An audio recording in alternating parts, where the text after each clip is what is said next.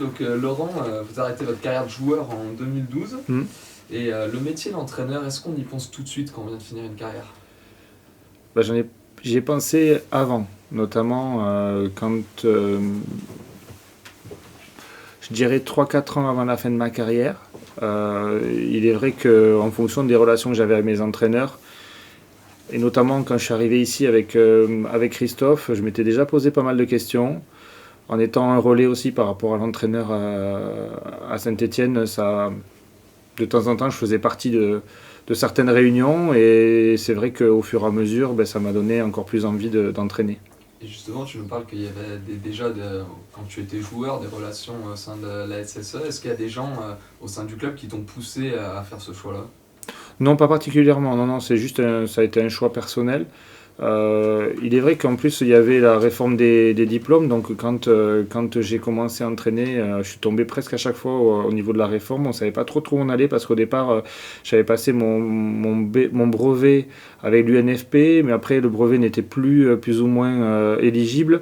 Donc en fait je suis parti dans autre chose et on est parti dans dans les nouveaux diplômes et non, ça s'est passé normalement parce que j'avais vraiment envie de partir d'assez bas. Donc, notamment quand j'ai passé mon BEF, j'avais la possibilité d'entraîner à partir des U15. Donc, quand j'ai pris les U15 à Saint-Étienne, ça m'a permis de prendre des équipes et de grandir petit à petit. Justement, la transition est toute faite. Tu commences ta carrière d'entraîneur à la S Saint-Étienne sur de la formation. Quel souvenir tu en gardes un petit peu? Bon, ça a été par le mot aussi très formateur puisque ça m'a permis d'apprendre beaucoup de choses en prenant le temps, en voyant aussi à la fois les jeunes, et puis après au fur et à mesure les moins jeunes, puisque j'ai vite basculé malgré tout sur l'équipe réserve. Donc ça m'a permis à la fois de voir des très jeunes, de basculer après sur des joueurs de 18-19 ans, de mener mes séances en ayant le temps et sans vraiment une certaine forme de pression non plus, à la fois dans les résultats, même si on s'en met toujours en tant qu'entraîneur, puisqu'on déteste perdre, donc on a toujours envie que l'équipe et que les joueurs progressent. Mais la formation est autre chose. Il y a aussi la formation du joueur, que ce soit en dehors ou sur le terrain. Donc ça laisse le temps malgré tout de pouvoir faire ton travail avec un peu plus de sérénité. Et en termes de coaching, quelles différences sont faites entre là par exemple un groupe professionnel et de la formation? Je suppose que c'est pas les mêmes objectifs. À la fois, c'est pas les mêmes objectifs, comme je dis, parce que souvent, il y a l'aspect collectif, mais il y a l'aspect individuel, notamment la formation aussi, parce que c'est amener le joueur à performer en équipe première. La différence, c'est que quand vous avez une équipe première, vous êtes maître à la fois de vos choix. Quand vous êtes d'équipe réserve, ou notamment en formation, par moment, en fonction de ce qui se passe, vous avez l'entraîneur du dessus qui vous demande certaines choses, l'entraîneur du dessous, des fois, qui vous demande certaines choses. Vous êtes obligé de composer, alors que notamment, quand vous êtes entraîneur d'équipe première, vous faites vos choix, vous devez les assumer, et puis après, ça ne joue pas malgré tout sur votre façon d'entraîner. C'est vous qui mettez les choses en place. Des fois, la réserve, vous le faites, mais le week-end, il y a des choses qu'on ne maîtrise pas. Ce passé de formateur, entraîneur, est-ce qui te sert aujourd'hui dans ton travail actuel, notamment dans l'intégration des plus jeunes dans les groupes professionnels? Ouais, totalement, oui. Déjà à 3, ça se passait comme ça. Je fais très attention à tout ce qu'il se fait en dessous, tout ce qui m'est dit. Après, la seule chose que j'interviens pas, c'est quand les joueurs plus ou moins viennent chez nous dans notre groupe. Des fois, c'est moi qui demande certains profils. Des fois, quand je demande à l'entraîneur de la réserve, je lui dis qui c'est qui mérite aujourd'hui de venir, parce que je pense qu'aussi, des fois, on voit pas tous les matchs, on voit pas non plus ce qui se passe au quotidien. On sait pas non plus ce qui se passe au quotidien dans le groupe, des fois en dessous. Donc, des fois, on a des rapports pour savoir qui c'est qu'on fait venir. Mais en soi, oui, le fait d'être passé par la formation te permet de comprendre et de ne pas faire subir certaines choses que moi j'ai subies pendant ma carrière d'entraîneur à la formation. Et tu te serais vu continuer à coacher en formation ou Non. C'était le but, Non, en fait, le jour où je suis parti de Saint-Étienne, à la sortie en fait du maintien en N2, dans l'année déjà j'avais prévenu un petit peu tout le monde ici que si j'avais la possibilité d'avoir une équipe première de niveau national, Ligue 2, Ligue 1, vous doutez bien que c'était pas vraiment possible,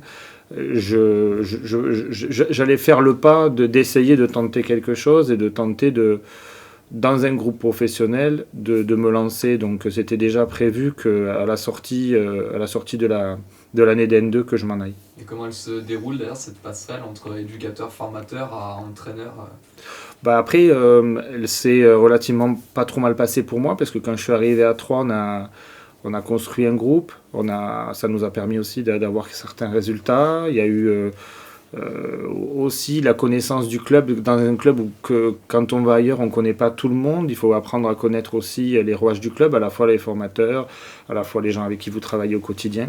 On crée autre chose, après on essaye de former une équipe, on essaye d'amener notre façon de voir les choses, comme moi j'ai essayé de le faire notamment avec la réserve ici, mais vous devez avoir, avec le diplôme aussi que j'ai passé, ça m'a permis de...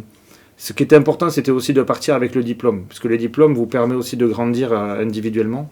Et quand je suis arrivé à Troyes, j'avais une ligne de conduite par rapport à ce que moi aussi on nous apprend, comment manager, comment parler, même si après au fur et à mesure vous prenez un peu plus d'expérience, mais et vous avez votre personnalité aussi qu'il faut mettre en œuvre. Mais en soi, ça se passe relativement normalement, je dirais. Après, bien sûr, c'est les résultats qui font pas que ça évolue d'une certaine façon. Il y a cette aventure troyenne, tu en parlais, puis il y a ce retour à l'AS Saint-Étienne l'été dernier, avec un effectif à reconstruire dans sa quasi-intégralité. Quelle part représente le recrutement dans ton travail du quotidien ? Comment tu t'y prends ? Avec qui tu travailles ? Je travaille avec Loïc particulièrement. Bien sûr, après... il y a la cellule de recrutement qui est de temps en temps ici et de temps en temps bien sûr sur d'autres matchs. Et après il y a des réunions qui sont faites à la fois en visio, voire après ici au club. Après il y a il y a des profils de joueurs que moi j'aimerais avoir, des fois qu'on peut faire, des fois qu'on peut pas faire, en fonction aussi de l'aspect financier, contractuel, du joueur qui veut venir, qui veut pas venir. Et on a des discussions pour essayer de faire la meilleure équipe possible. Après, bien sûr, au départ, c'est par rapport à mon projet de jeu et comment je veux voir les choses, et notamment aussi les profils qui, j'estime, dans notre équipe et dans notre façon de jouer, peut nous apporter, bien sûr, le maximum de performance. Compte tenu un peu du début de saison délicat, vous avez changé de façon de travailler entre le mercato estival et le mercato hivernal ? Vous avez pris différemment ? Après, c'était le mercato estival et il y avait déjà beaucoup de joueurs qui étaient encore là. Il a fallu attendre de savoir qui c'est qui partait, comment il partait, quand est-ce qu'il partait. Donc en fait, ça a été un petit peu, malgré tout, pas si évident que ça à mettre en place. On a essayé de travailler le plus sereinement possible, mais après, il est vrai qu'il y avait des choses à améliorer, et c'est pour ça qu'elles ont été améliorées, notamment sur le mercato hivernal. Cet été, au-delà du mercato, il y a aussi cette arrivée avec des membres du staff, voilà, un adjoint, un analyste vidéo. C'était un prérequis pour toi d'arriver avec des gens que tu connaissais, avec lesquels tu voulais travailler aussi ? Oui. Après ça, c'est aussi un peu tout ce qu'on apprend et tout ce que j'ai vécu aussi à Troyes et tout ce que d'autres entraîneurs aussi nous disent. Arriver dans un club tout seul, c'est pas non plus évident. Il me paraissait important d'arriver aussi avec des personnes qui connaissaient à la fois ma façon de voir les choses sur le terrain, mais aussi en dehors. Puisque quand on gère un effectif, on gère aussi un staff. Il faut que tout se passe bien à l'intérieur du staff et que chacun ait son rôle. Et les gens qu'il y avait et qu'il y a aujourd'hui dans le staff, c'est des gens avec qui on a vraiment envie de travailler. Et il est vrai que, notamment au niveau de l'analyse vidéo et de Manu, même si Manu m'a rejoint, mais j'avais déjà travaillé un petit peu avec lui, l'analyse vidéo, j'ai pas besoin de lui demander quoi que ce soit. Donc on gagne du temps, en gros. On gagne du temps pour pouvoir parler d'autres choses. Et le fonctionnement qu'on a aujourd'hui, c'est un fonctionnement où il y a la préparation des entraînements qui sont faits. Il y a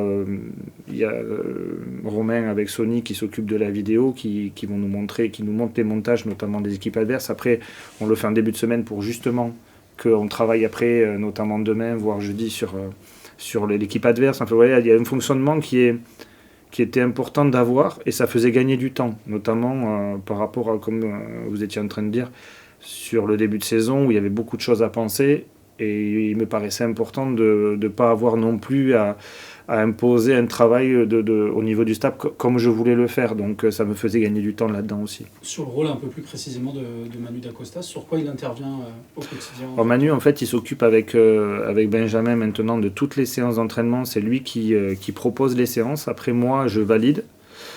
Parce qu'on regarde, des fois, en fonction des consignes, en fonction de ce qu'on donne, ce qu'on met sur le terrain, en fonction des distances, en fonction de beaucoup de choses. Des fois, il me dit j'ai prévu ça, qu'est-ce que tu en penses, comment tu vois la chose par rapport peut-être au match suivant. Et après, on met des jeux, on met des choses en place, on essaye de... Ce qui est important pour nous, c'est d'essayer de changer souvent les entraînements et de ne pas avoir quelque chose de rébarbatif, en fait, pour que le joueur réfléchisse chaque jour à une autre façon de s'entraîner, une autre façon de consigne, une autre façon de grandeur de terrain, une autre façon de voir les choses pour que lui aussi grandisse intellectuellement et notamment dans l'approche du football. Ces choses-là, ces jeux, ces entraînements, c'est des choses que tu vas piocher quelque part en particulier? On regarde des choses, mais aussi on en crée et c'est important pour nous de pouvoir, comme je leur ai dit, on fait des réunions souvent avec le staff pendant les trêves internationales et à chaque fois, dans chaque domaine, je leur demande d'être novateurs et d'essayer de chercher des choses pour nous amener et m'amener à moi à réfléchir aussi sur certaines choses, notamment au niveau des entraînements. Donc voilà, au niveau de consignes, au niveau de nombres en infériorité, pas en infériorité numérique, de déplacement. Voilà, on essaie de trouver des choses pour que ça puisse nous faire avancer. Alors on parlait quelques minutes du début de saison de l'AS Saint-Étienne. Est-ce que ce début de saison, il t'a fait reconsidérer un petit peu ta façon de travailler en tant que coach? Est-ce que le fait de vivre quelques échecs, ça refait penser un petit peu son quotidien? Oui, parce que de toute façon, à un certain moment, il fallait apporter autre chose. Comme je vous l'avais dit, moi, j'avais pas vécu malgré tout ces moments-là. Et en fait, on a été beaucoup plus. J'avais demandé au staff, et notamment peut-être moi, d'être encore plus à l'écoute de chaque côté. En fait, il fallait que je sois à l'écoute un petit peu plus des joueurs et que les joueurs soient aussi un peu plus à l'écoute de nous. On s'est rapprochés, on a beaucoup parlé. Il y a eu des choses aussi qui ont été faites par la direction. Donc il fallait remettre des choses un petit peu en place. Il y a eu aussi bien sûr le changement de joueurs, une autre mentalité aussi peut-être de certains. Et peut-être nous aussi d'être conscient de certaines choses et d'aller chercher autre chose chez les joueurs, et notamment dans l'aspect mental et dans l'aspect humain, parce que de temps en temps, moi, ma façon de travailler, c'est d'être dans l'humain, mais quand vous avez des résultats en dents de scie, vous éloignez un petit peu de l'humain, alors qu'en soi, il faut s'en rapprocher.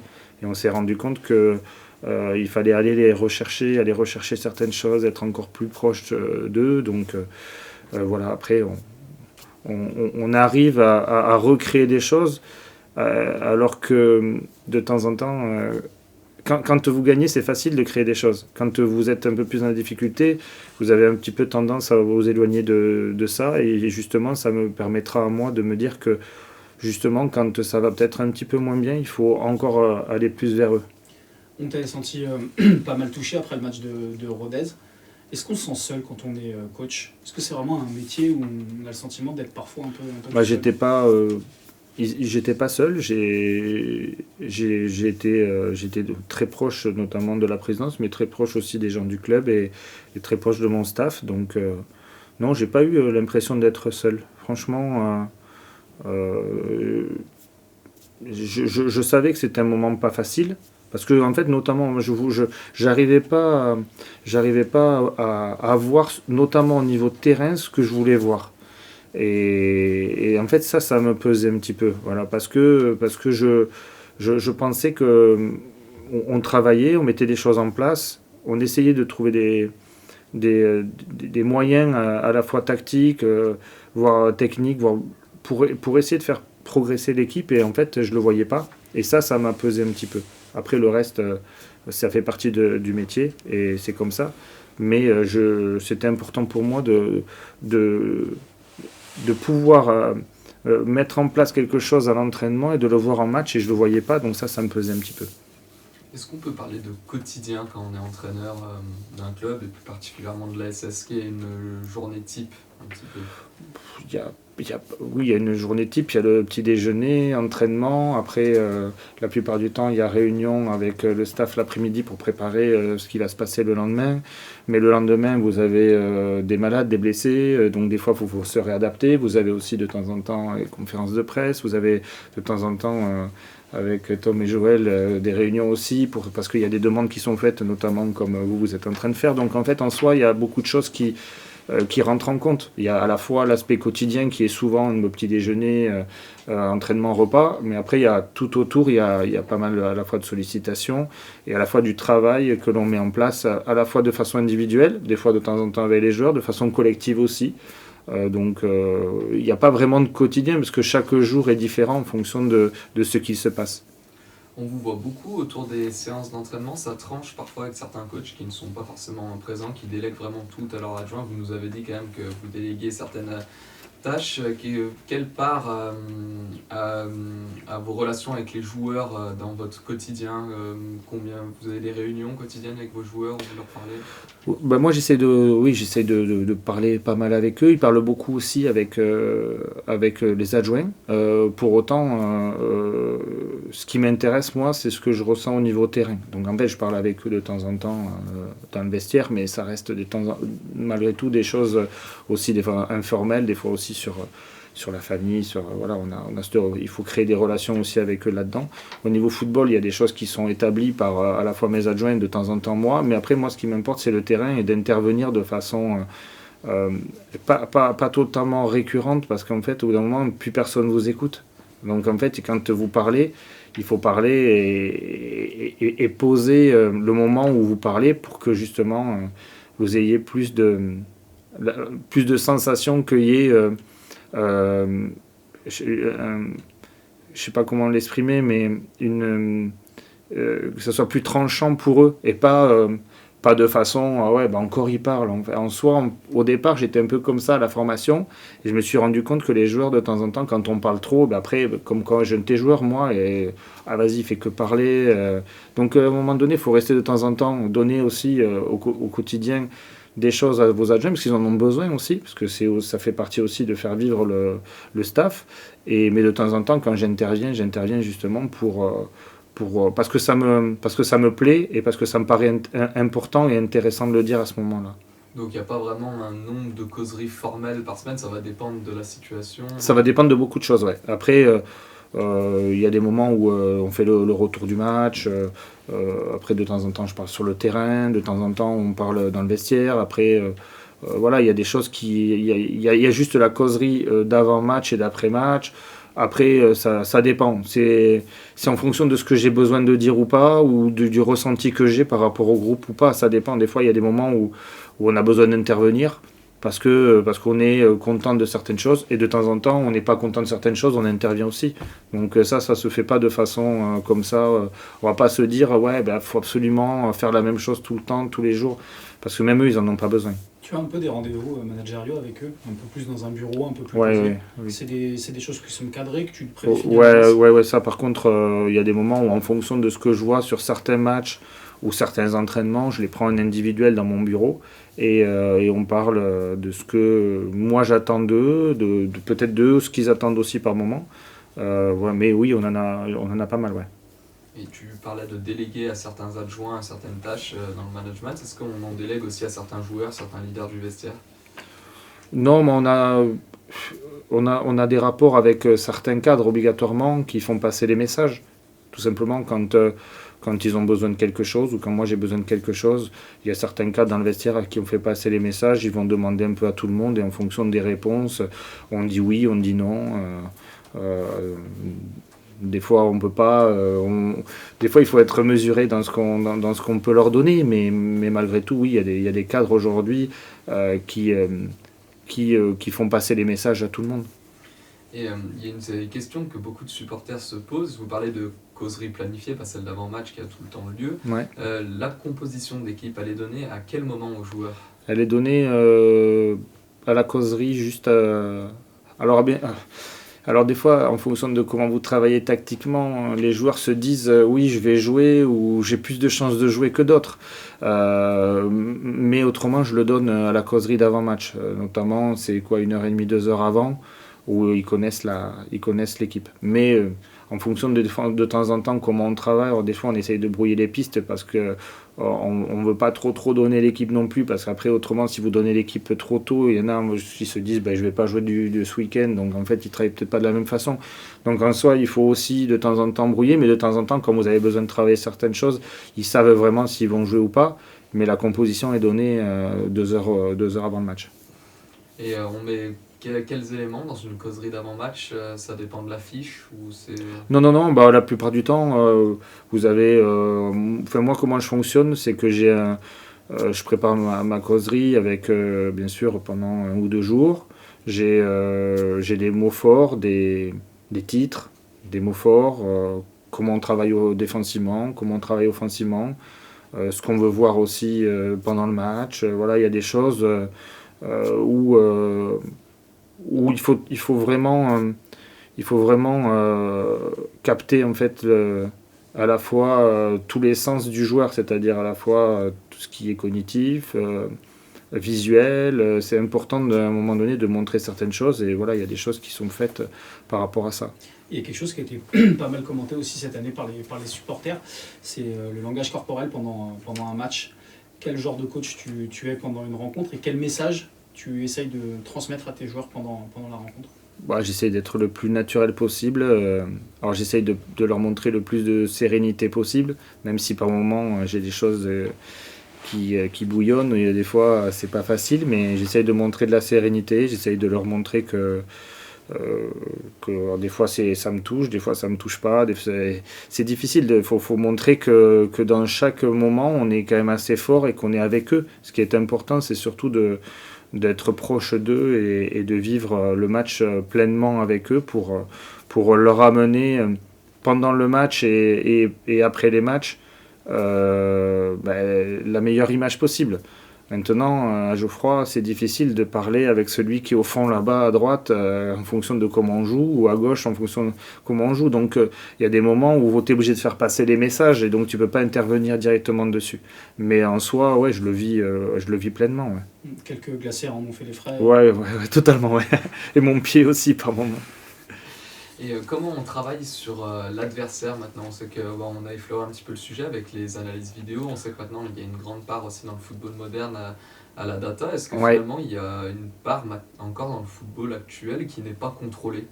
Ouais, totalement, oui. Alors nous, ce qu'on fait, c'est que depuis cette année, avec l'apport aussi de la cellule de recherche, il y a une personne qui est rentrée, un ingénieur en mathématiques qui est rentré aussi dans la cellule de recherche, donc il nous donne encore plus de billes par rapport à ce que les analyses vidéo font. Donc en fait, il a lui une base de données, donc en fait après qui nous sur l'équipe adverse qui nous donne notamment sur les 5 derniers matchs. Après, on peut aller chercher en fonction sur les joueurs individuels aussi, mais ça c'est Manu qui s'en occupe notamment sur certains points. Et après en fait on a les analyses vidéo qui eux on travaille aussi avec un site et qui leur permet en fait d'avoir toute une base de données et de tirer vraiment des gros enseignements sur l'équipe adverse. Ce qu'on va faire cet après-midi, en gros, ils vont me sortir il n'y a pas que de la vidéo en fait, ils vont me sortir tout un rapport data avec leur façon de jouer, les meilleurs joueurs, comment ils se situent offensivement, défensivement, là où ils perdent des ballons, là où ils n'en perdent pas. Voilà, en fait, il y a tout un panel de stats qui sont faites. Après, c'est l'analyse, c'est ce que je disais tout à l'heure, c'est l'analyse de tes analyses vidéo. Comment en fait ils te la rendent et comment ils te la perçoivent. Si jamais en fait ils perçoivent quelque chose qui sert strictement à rien, c'est pas la peine qu'ils nous le disent. Et ça c'est le rapport que j'ai avec notamment Romain depuis des années, où je sais que lui, je lui demande vraiment les choses les plus marquantes sur l'équipe adverse. Donc en fait, il fait beaucoup de tri, parce que sur les stats, on peut faire parler tout. Il fait beaucoup de tri, mais on sait certaines choses offensivement, défensivement. Alors il y a tout ça. Et à la sortie de ça, il y a la présentation vidéo qui est faite avec tout, à la fois certains joueurs et ce que représente l'équipe adverse à chaque match. Donc ça dure à peu près 1 heure et demie.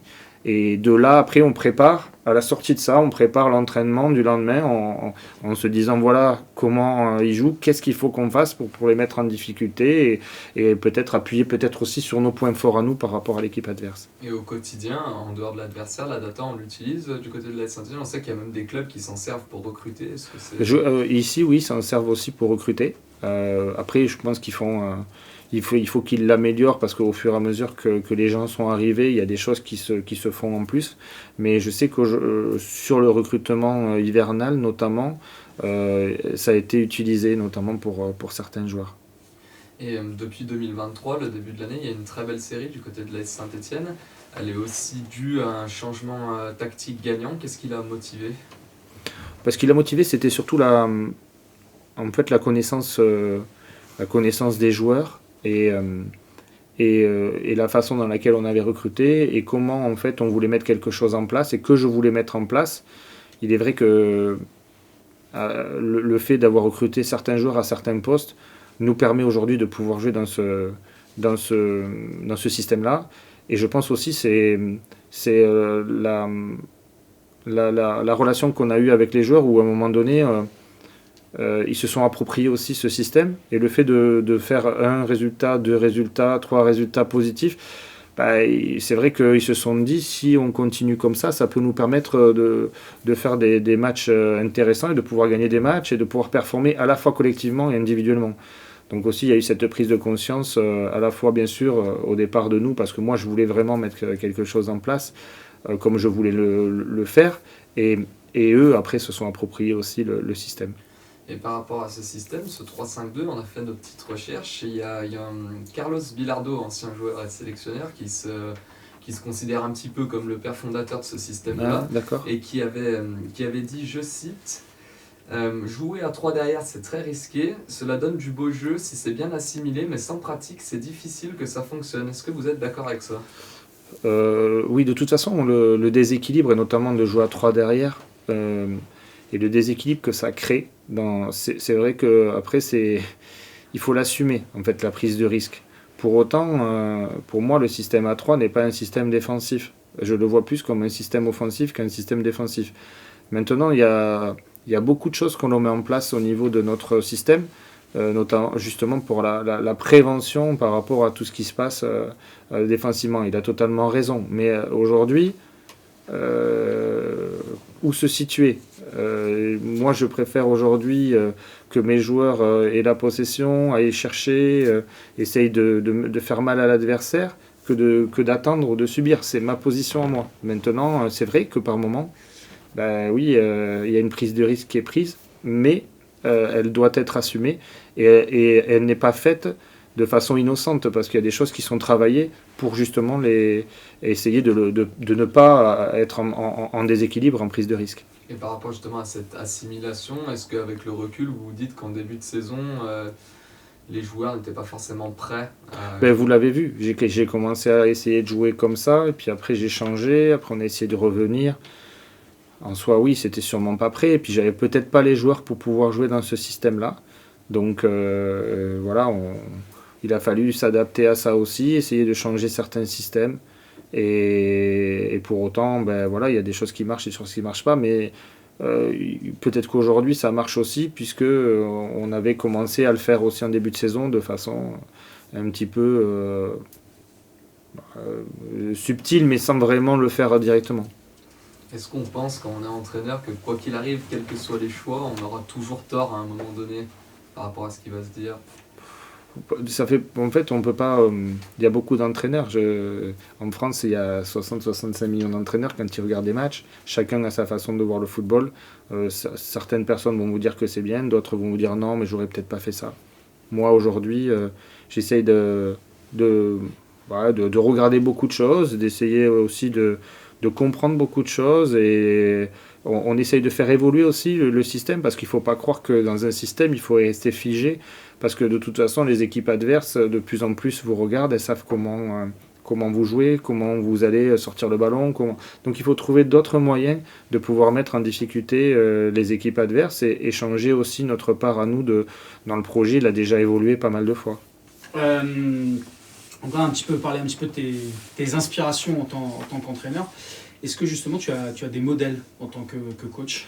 Alors je n'ai pas beaucoup de modèles, mais par contre je regarde beaucoup de matchs, je regarde beaucoup de championnats.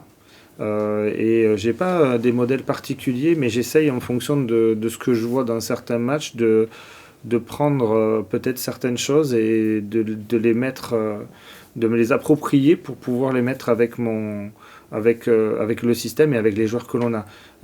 Pour autant, il est vrai que je regarde des équipes qui jouent notamment à 3 derrière aujourd'hui, puisque j'ai demandé même à Sony de me faire des montages sur certaines équipes, pour savoir comment elles défendaient, comment elles attaquaient, en fonction de comment elles jouaient, dans un système qui est de temps en temps identique, de temps en temps pas identique par rapport au nôtre. Mais oui, j'essaye de regarder beaucoup de choses, mais j'ai pas vraiment de modèle particulier. Alors, c'est pas d'avoir la grosse tête ou pas, c'est juste qu'en fait je regarde beaucoup de choses et j'ai pas un entraîneur en particulier qui marque ou qui marque pas. C'est juste que je me sers de tout le monde. Tu as eu une grande carrière de joueur, une longue carrière de joueur, grande et longue. Tu as connu aussi beaucoup de coachs. De quel coach tu te rapprocherais le plus parmi tous ceux que tu as eus? Il peut y en avoir plusieurs. Hein. Non, mais ouais, là c'est ça, parce qu'en fait, au départ, ce qui m'a marqué, c'est quand j'ai commencé, notamment avec Alain Giresse, parce qu'Alain était quelqu'un qui basait beaucoup sur l'aspect technique des choses, vu le joueur que ça a été. Donc en fait, il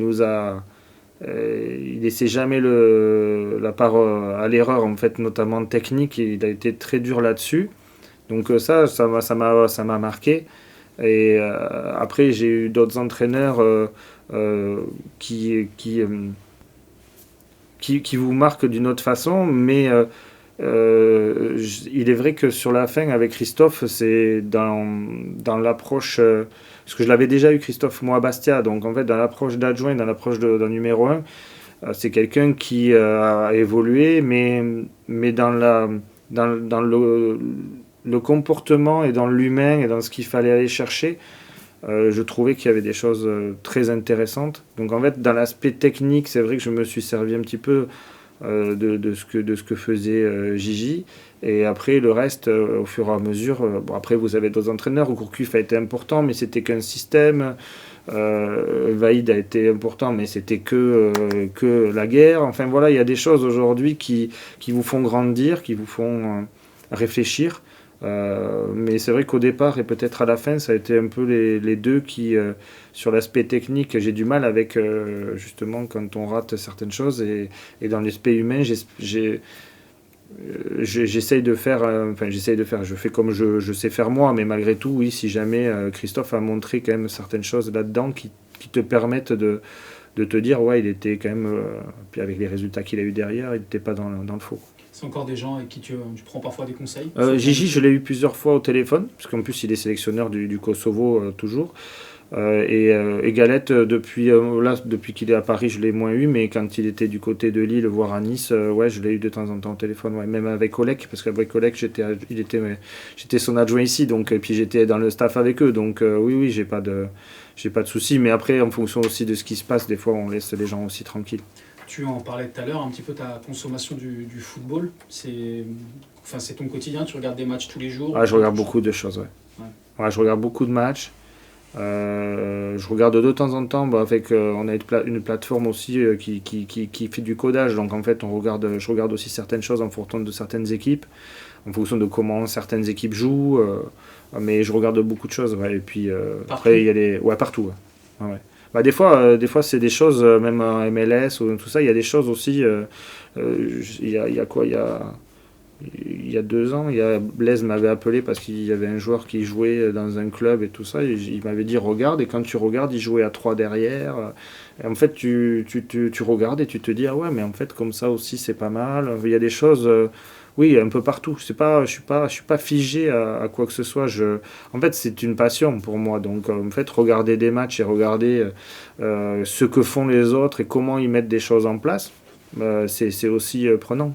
Sur ta table de chevet, il y a des lectures football aussi? Non. Par contre, après, quand je rentre à la maison, j'essaye de couper un petit peu et d'être proche à la fois de mes enfants et de ma femme.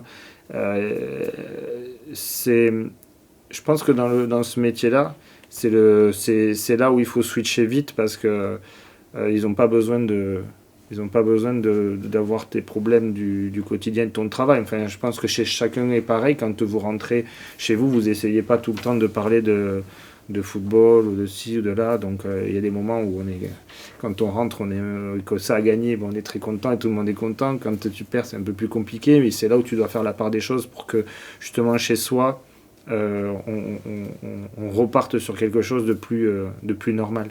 Tu parlais de Christophe Galtier tout à l'heure. Il est très proche de Julien Jourdi, le manager de la G2R. Est-ce que toi aussi tu t'inspires parfois de ce qui se fait dans d'autres disciplines que le football, dans ton management, dans ta gestion, parfois même tactiquement? Ouais, alors j'ai regardé, là je connais très bien le président du handball Phoenix à Toulouse, parce que c'est un ami à moi, et justement j'ai appelé un petit peu, je voulais y aller mais j'ai pas eu le temps. J'ai demandé aussi pour rencontrer Hugo Mola à Toulouse au niveau du rugby. Donc en fait, j'essaye aussi de voir comment eux arrivent à fonctionner. Alors des fois avec des effectifs pléthoriques, après avec des effectifs un peu moins grands. Au niveau terrain aussi, regarder un petit peu ce qui se passe. Mais ouais, ça m'intéresse beaucoup. Je regarde comment, notamment des fois aussi tactiquement, ce qu'ils mettent en place. Il y a des combinaisons, des choses et tout ça. Des fois, je ne dis pas qu'on peut le reproduire au niveau de notre sport, mais on voit qu'il y a des choses qui sont réfléchies et qui sont mises en place pour essayer de mettre en difficulté aussi l'équipe adverse. Donc moi je suis un passionné de sport, donc en fait je regarde énormément de choses. Donc après j'en prends, j'en laisse, mais notamment aussi des fois dans les conférences de presse où j'écoute aussi comment les entraîneurs parlent. Ça permet d'avoir une façon aussi de voir les choses par rapport à leur sport et ce qu'ils peuvent dire ou pas dire. Là j'ai vu que l'entraîneur du Racing était arrivé avec un casque à la conférence de presse. C'est toujours des choses qui sont marrantes. La transition est toute faite, Laurent. Quelle est ta relation aux médias? Comment tu évolues dans le monde médiatique? Franchement, c'est à vous à me le dire. Moi, j'ai pas particulièrement de soucis avec les médias. J'essaye d'être le plus droit et le plus franc possible. Il y a des choses que je peux dire, il y a des choses que je peux pas dire. Pour autant, je pense que les sollicitations, j'essaye plus ou moins de les accepter. Il y a des moments où on peut le faire et des moments où on peut un peu moins le faire. Mais j'ai la relation aujourd'hui avec les médias et la presse ou même les médias au niveau de la télé, j'ai pas vraiment de problème avec. Est-ce que tu es à l'aise avec l'exercice de la conférence de presse? C'est quelque chose que tu aimes bien faire ou... Oui, je suis à l'aise, même si on a toujours besoin de s'améliorer, on a toujours besoin de prendre aussi de l'expérience là-dedans et on a besoin de... Il ne faut pas se reposer sur nos lauriers, donc on a toujours besoin d'évoluer. Je pense que la conférence de presse fait partie aussi de mon métier et donc il y a toujours, au niveau football, on a besoin de toute façon d'évoluer et au niveau de la conférence de presse, ça sera pareil. Il y aura des moments où il faudra qu'on évolue, que j'évolue et qu'au niveau du langage ou du sens de certains mots, il y a peut-être des choses à mettre en place. On s'entraîne pour les conférences de presse? Ouais, on s'entraîne, on les prépare, on essaye de les préparer au mieux. De temps en temps, c'est vrai qu'avec Joël et Thomas, on en parlait un peu avant, mais après, on les prépare aussi. Moi, je les prépare aussi un petit peu de mon côté pour pas laisser la part non plus que au hasard avec vous aussi. Est-ce que tu regrettes parfois que certains sujets ne soient pas abordés en conférence de presse? Est-ce qu'il y a des choses personnellement ici, j'en ai beaucoup parlé, mais ce qu'on parle là, notamment sur l'aspect tactique, sur l'aspect football, des équipes adverses aussi. Il est vrai qu'ici, les équipes adverses, en fait, ça compte pas beaucoup. Et par moment, en fonction de qui on joue, comment on fait une conférence de presse pour parler du match, mais en fait, on ne parle pas vraiment du match, ni de l'équipe adverse. Donc des fois, à la fois de notre côté, parce que des fois il y a des choses qui rentrent en compte tactiquement, comme on vient de faire, ou alors de l'autre côté, il y a des choses qui sont peut-être intéressantes à savoir, et c'est aussi une conférence de presse pour présenter un match. Plus globalement, est-ce que tu consommes les médias? Tu lis ce qui se dit sur la SS, sur toi, sur Non, tes joueurs? franchement, alors ça par contre, non. C'est pas que ça ne m'intéresse pas, mais en soi, je me coupe un petit peu de tout parce que oui, j'ai des revues de presse qui me sont envoyées, mais pour autant, de temps en temps, non, j'essaye de couper un petit peu. Je pense j'essaye d'être le plus naturel possible. Et si tu commences à tout lire, en fait, j'ai pas envie d'avoir des animosités en fonction de ci, en fonction de ça, en fonction de certaines vérités, en fonction de fois de pas de vérité. Et j'étais comme ça en tant que joueur. Je suis jamais arrivé avec à l'époque l'équipe sous le bras parce que j'avais pris 3 dans l'équipe ou que j'en avais pris 8 la fois d'après. Je veux dire, à un certain moment, tu te fais ta propre façon de voir les choses et ta propre image de ce que tu as envie de vivre. Et aujourd'hui, c'est pas que ça ne m'intéresse pas. Pour autant, voilà, je peux pas me permettre de tout lire non plus, mais c'est pas pour dénigrer les gens, c'est qu'aujourd'hui, je suis dans ce fonctionnement-là.